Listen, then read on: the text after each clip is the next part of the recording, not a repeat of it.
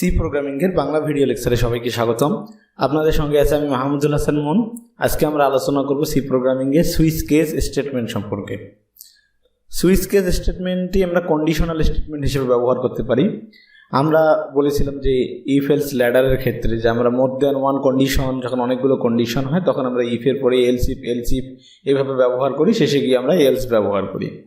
তো এগুলোই আমরা এলস ইফ ব্যবহার না করে তার পরিবর্তে আমরা কেস ব্যবহার করতে পারি এবং সুইচ ব্যবহার করতে পারি।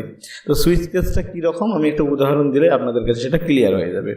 তো শুরুতে আমি একটা ইন্টিজার এন নিলাম, নিয়ে এনের মানটা আমরা স্ক্যানএফ করে নিলাম। তো এই এনের মানটাই হবে আমার কেজের মান ইনপুট নাও। আমি কোন কেজের মানটা ইনপুট নিচ্ছি সেটা হচ্ছে আমার সেই এনটি, ঠিক আছে। তো অনেকেই মনে করতে পারে যে এনটা শুধু ইন্টিজারই দিতে হবে, না, আপনারা কেজের মানটা ক্যারেক্টার হিসেবেও দিতে পারেন। তো আসলে সুইচ কেস ব্যাপারটা কীরকম, ব্যাপারটা হচ্ছে ঠিক এরকম, আমার কোনো জিনিসের জন্য 5টা সলিউশন আছে, তাহলে আমার কেস কয়টা? 5টা। সুইচ এই কেসগুলোকে কন্ট্রোল করে। আমি এখন 1 থেকে 5 পর্যন্ত যে কেসগুলো আছে তার মধ্যে সুইচের মান যাই দেব সেই কেসটা এক্সিকিউট হবে। দেখুন আমি দেখাচ্ছি, এনের মান যেহেতু আমার ইনপুট নেওয়া হয়ে গেছে, আমি সুইচ নিলাম এন। ওকে, সুইচ এন নেওয়ার পরে আমি বাঁকা বন্ধনীর মধ্যে আমার কেসগুলো নেওয়ার চেষ্টা করব। ওকে, তো আমি প্রথম যে কেস 1 দিই একটা। ওকে, যেহেতু আমি কি নিয়েছি? ইন্টিজারে নিয়েছি, তাহলে কেস 1 দেওয়ার পরে একটা ক্লোন দিতে হয়। ওকে, দেন আমাদের কেসটা আমরা এখন লিখব। কি লিখব? এখন আমরা ইনপুট দিব। আমি মনে করলাম যে 1 থেকে 5 পর্যন্ত সংখ্যাগুলো আমি ইনপুট দেব। এই সংখ্যাগুলোর মানের উপর ভিত্তি করে সে বলবে আমি কোন সংখ্যাটা ইনপুট দিচ্ছি। যদি কেস 1 হয়, অর্থাৎ আমি 1 ইনপুট দিই, তাহলে কোন কেসটা কাজ করবে? কেস 1টা কাজ করবে। তখন আমি একটা জিনিস প্রিন্ট করে দিলাম যে ইউ ইন্টার 1।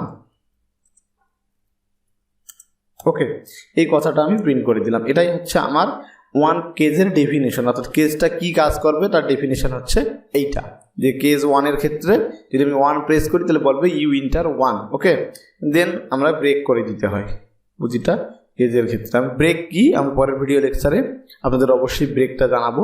আমি এখন এখানে দেখাচ্ছি যে ব্রেক মানে হচ্ছে যে কেস 1 কাজ করার পর পরের কেসগুলো আর কাজ করবে না, এই জন্য আমরা ব্যবহার করলাম কি ব্রেক। ব্রেক মানে থামিয়ে দেওয়া, এরপরে আর কোনো কাজ হবে না। দেন আমরা আসবো কেস 2-তে। ওকে, কেস 2 তারপর আমরা কোলন দিলাম, সেমিকোলন নয়। তো আমরা প্রিন্ট করব এখানে প্রিন্ট এফ, সেম মেসেজ দিব। আমরা মেসেজটা দিব যে ইউ ইন্টার 2। ওকে, আচ্ছা, দেন আমার কাজ শেষ। আমি এখানে কি দেব? আমি আবার দেব ব্রেক। ওকে, দেন আসলো আমার কেস 3। আমি প্রিন্ট করলাম ইউ ইন্টার, বানান ভুল হয়েছে আমার, ইন্টার 3। ওকে, দেন আবার আমাকে কি দিতে হবে? ব্রেক দিতে হবে। এখন আমার 3টা কেসেই দিলাম আমি। এরপরে বললাম যে 1 প্রেস করলে বলবে 1, 2 প্রেস করলে বলবে ইউ ইন্টার 2, 3 দিলে 3, আর তা ব্যতীত অন্য কোনো কিছু দিলেই বলবে যে ইউ ইন্টার অ্যানাদার নাম্বার। এটাকে বলা হয় ডিফল্ট। ওকে, ডিফল্টটা হচ্ছে ঠিক এরকম যে ডিফল্টে কোনো কন্ডিশন লাগে না, কোনো কেস লাগে না, এই 3টা কেসের বাইরে যাই আসবে তাই হচ্ছে ডিফল্ট। তো ডিফল্টে আমরা কি লিখলাম? প্রিন্ট এফ লিখলাম ইউ ইন্টার অ্যানাদার নাম্বার। ওকে, এটাই দিয়ে দিলাম আমি ডিফল্টের ক্ষেত্রে। দেন আমার কিন্তু সুইচ কেস স্টেটমেন্টের কাজ শেষ। আমি কি বললাম? সুইচের মাধ্যমে এনকে কন্ট্রোল করলাম। এনের মান 1 দিলে কেস 1 কাজ করবে, এনের মান 2 দিলে কেস 2, এনের মান 3 দিলে কেস 3 কাজ করবে। আমি যদি এনের মান অন্য কোনো কিছু দিই তাহলে বাই ডিফল্ট কাজ করবে। কাজ করা মানে কি? কেজের মান 1 কাজ করলে এই মেসেজটা আমাকে প্রিন্ট করে দেখাবে। তো চলুন আমরা এটা রান করলে ব্যাপারটা ক্লিয়ার হয়ে যাব। তো আমরা যখন রান করার পরে আমাদের ইনপুট দিতে হবে এনের মানটা। ওকে, তো আমি এনের মান ইনপুট দিলাম। এনের মান যদি আমি 2 ইনপুট দিই তাহলে আমাকে বলবে কি যে ইউ ইন্টার 2। দেখুন, কারণ কেস 2 কাজ করবে, তখন এনের মান 2 দিয়েছি, কেস 2 কাজ করতেছে, বলতেছে ইউ ইন্টার 2। ওকে, যে আমরা যে 0, 1 বা পজিটিভ নেগেটিভ বের করেছিলাম এগুলো কিন্তু সুইচ কেজের সাহায্যে বের করতে পারতাম। ঠিক আছে, যদি আমরা 0 দিতাম তাহলে কেজের মান 0 দিতাম, বলতাম যে ইউ ইন্টার 0, কেজের মান মাইনাস কোনো কিছু দিতাম। ওকে, আচ্ছা, একটা বিষয় যে কেজের মান আমরা ইন্টিজার দিতে পারলেও ফ্লোয়েট কিন্তু দিতে পারবো না। এখানে আমরা ক্যারেক্টার হিসেবেও মানগুলো দিতে পারি। তো ক্যারেক্টার হিসেবে আমরা কেজের মান কিভাবে দেবো? আমি যদি এখানে ক্যারেক্টার নেই, এন এর মানটা, তাহলে অবশ্যই আমাকে ইনপুট নিতে হবে পার্সেন্টেজ সি দ্বারা, এবং এই ক্যারেক্টারগুলো এখানে আমাকে দিতে হবে ক্যারেক্টার আকারে, এই যে সিঙ্গেল কোটেশনের মধ্যে 1 দিতে হবে, তাহলে এটাকে কি হিসেবে কাউন্ট করবে, এটাকে তখন ক্যারেক্টার হিসেবে কাউন্ট করবে। ওকে, যে আমি দিলাম আবার, এই যে দেখুন।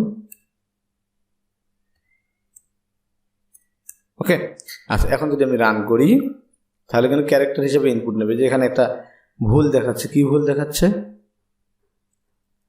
যে no target no projection in function main duplicate case value. Okay, আচ্ছা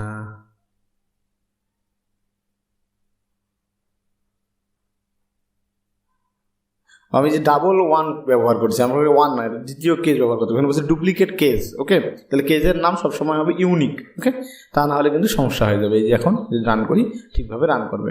তো এখন কিন্তু আমাকে যে ইনপুটগুলো দেবো ওগুলো ক্যারেক্টার বাই ইনপুট নেবে। যে আমি 3 ইনপুট দিলাম, বলবো যে ইউ ইন্টার 3, আমি কিন্তু এটা ইন্টিজার ইনপুট দিলাম না, এটা কিন্তু ক্যারেক্টার হিসেবে ইনপুট নেবে। আচ্ছা 1 2 3 বাদ আমি 5 দিলে বলবে যে ইউ ইন্টার অ্যানাদার নাম্বার, কারণ আমার 3টা কেসের মধ্যে 1 2 3 দ্বারা আমরা নির্ধারণ করে দিয়েছি 3টা নাম্বারের বাইরে যা আসবে সেগুলো হচ্ছে অ্যানাদার নাম্বার। এর সাহায্যে আমরা বিভিন্ন কন্ডিশনাল স্টেটমেন্টগুলো করতে পারি। তো আশা করি আপনারা সুইচ কেসের ধারণাটি পেয়েছেন। বিস্তারিতর জন্য আপনারা ভিজিট করতে পারেন techbangla365.com। দেখা হবে পরের ভিডিও লেকচারে। সবাই সুস্থ থাকবেন, ধন্যবাদ সবাইকে।